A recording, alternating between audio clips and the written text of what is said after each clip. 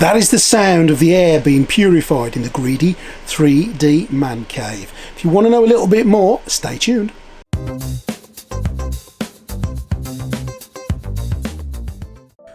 This is the greedy 3D man cave. It's awash with resin 3D printers, cleaning stations containing IPA and other chemicals that we use in 3D printing. In the corner here is nestled what could be a solution to getting rid of some of the fumes that are created by these products. The fumes produced by resin 3D printing often contain VOCs, volatile organic compounds, which can cause some respiratory issues, skin irritation and other health problems if inhaled over prolonged periods of time. Proper ventilation and the use of air purifiers can be seen as an essential mitigation to these risks. Your lungs do not want to be filling up with chemicals such as VOCs. Wearing the correct protective equipment is of course paramount to reducing the risk, but in addition to VOCs, resin 3D printing may release other hazardous chemicals. Prolonged exposure can lead to more severe health issues, making it crucial to handle materials with care and use of protective equipment. Here we see the Resiners Air Purifier pulling out the VOC particles from the air. Indeed, it removes 83.59% of these harmful VOCs, making the environment in which you're working in safer. Now, for clarity and transparency, I have been sent one of these Resiners Air Purifiers to test, and you can purchase this from the mighty Amazon at a cost of £199. I'll put some links in the description. I have no chemical or machinery to verify what the machine suggests it does. I just have my common sense, which we will talk about. Although this air purifier is primarily designed for epoxy resin fumes, it can also purify harmful VOCs emitted from 3D printing resins. This is due to the significant overlap in VOC components such as toluene, formaldehyde, acetone and styrene found in both types of resin. The purifier's filtration system is easily capable of effectively filtering these substances, and in the future resiners will continue to update and improve the filter composition and structure to achieve optimal purification results. Unboxing the air purifier was relatively simple. Everything you need, of course, is in the box. It comes with some easy to follow instructions, and really there's no rocket science in setting this up. Inside the box itself you will find a plug, which of course you're going to need to power it on, as it is going to need to be plugged in, and you'll find the system itself. Now, it's bigger than I thought it was going to be. I don't know why I expected a really small unit, but this thing is quite large, and when you think of the task at hand, that is removing the VOCs and other chemicals from the air, I guess it does need to be a little bit substantial. One of the ways in which it removes the particles from the air is through what we would call a HEPA filter, which is inside. This is a H13 HEPA filter, and it will help to purify and remove up to 99.9% of airborne particles, as well as down to 0.3 microns of fine dust, smoke, pollen, etc. And obviously the VOCs as well. The first thing you need to do is take all the packaging off, and you will see that where it sits there is a female end and also a male end on the top piece. These two need to connect together. Make sure you put the HEPA filter in the right way. Connect the leads together and place the top on. Now, there is a certain area that has to join together. Once those two are aligned, twist it to the right and it is actually ready to go. Next thing we need to do, of course, is to power on the unit. Simply plugging it in is as simple as it gets. I'm going to peel this sticker off. Oh, it's a nice moment there to reveal the screen on the top of the unit, which is quite innovative and gives you quite a bit of information to see what's going on. You can see there that you've got the moisture content, the temperature, the fan speed, the life of the HEPA filter and timings too.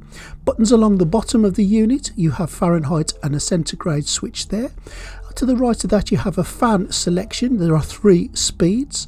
The auto selection says what it does on the tin and will automatically filter out.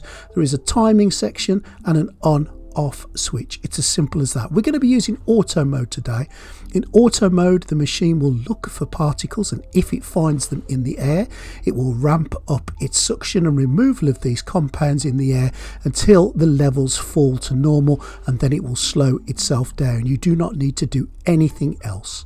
I've left this running in the man cave. Now, bearing in mind there are printers in there, there is IPA, there are cleaning solutions, and you could see straight away by the unit not only turning red, but also by the fact that the figures tell me that those particles are in the air. I left it in there for around about 20 minutes ish, and after 20 minutes the machine powered down a little and the figure reached lower than 1, which shows that this machine has been working. Now again, I said earlier that I've got no way of testing that this has actually functioned. I've got no chemicals to test, I've got no physical thing to check the air apart from this Resiners air purification. So I tried to use a little bit of common sense.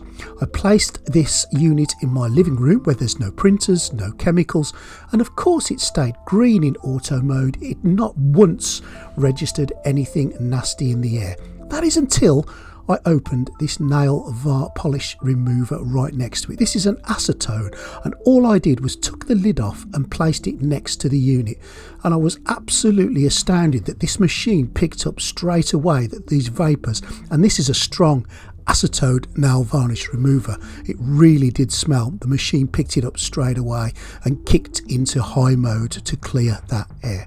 I put the lid on the nail varnish remover then immediately, and I just left it to do its thing. And I've got to be absolutely honest here, within a couple of minutes the vapours are completely gone. I couldn't smell a thing, and the machine had reset itself to green. Again, this is a common sense approach. You can see the figures falling quite dramatically once the lid is on, and the machine is sucking in that acetone filled air, filtering it out and blowing out clean air through the top of it. There it goes. It will be red 1 second and green the next, and it will power down to the lowest suction that it can. I can't say anything other than this has worked. I also placed this in the garden, and there's definitely no fumes or smells outside in the garden, and this thing didn't pick up anything as you would expect it to. So using common sense and logic, the machine does absolutely seem to be doing what it says on the front of the box and removing these fumes and nasty chemicals from the air. So I've been using this now for around about a week, and as I keep saying, and I want to just reiterate, apart from my nose, I've got no other way of checking what this machine is saying it is doing on the tin, apart from common sense and the smell.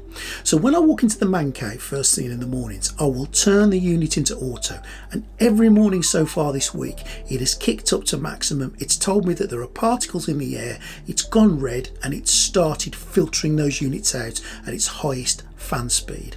After about 20 minutes or so, it's then reduced it down to a figure less than 1, and it will go green.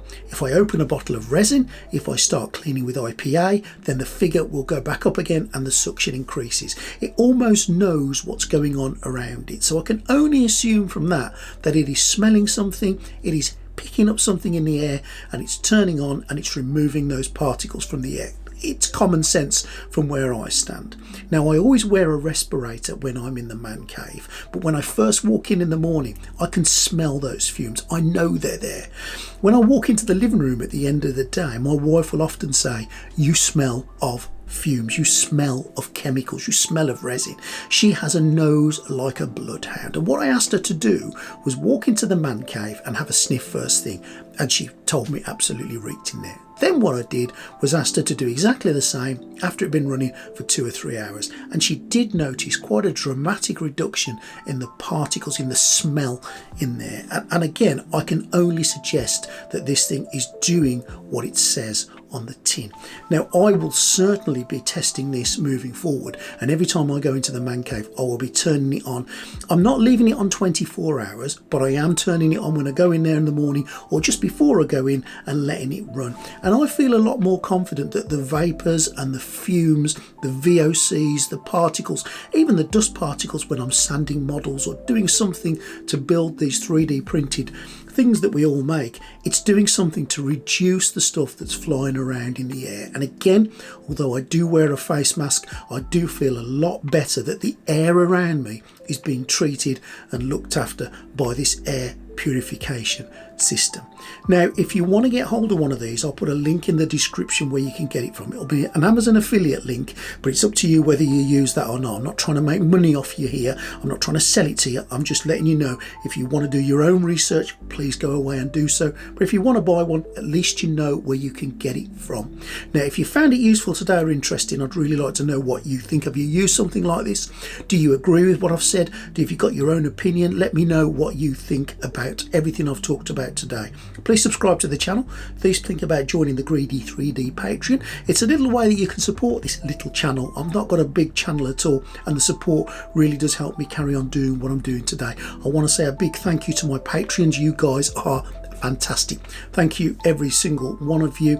And if you liked what you've seen today, please subscribe. Hit that subscribe button. We're nearly at 10,000. I really want to get to 10,000 if we can. That would be really awesome. And I will see you real soon next time on Greedy 3D.